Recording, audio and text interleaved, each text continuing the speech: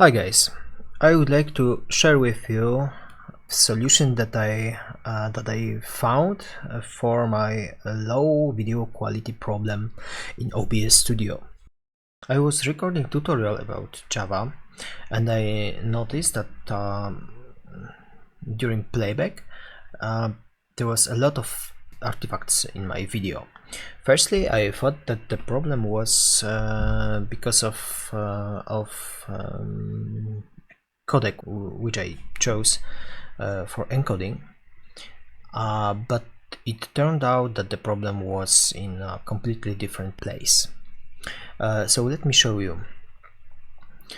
When I installed OBS Studio, the first question was if I want to use OBS Studio for streaming or for recording, and I chose that I want to use OBS Studio for streaming.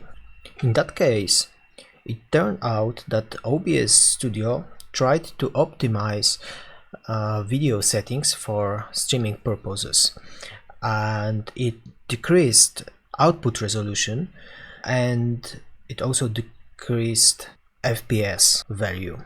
So to bring it back, you can just go to video settings and from output scale resolution choose the resolution that you want to record, and you can also increase FPS value.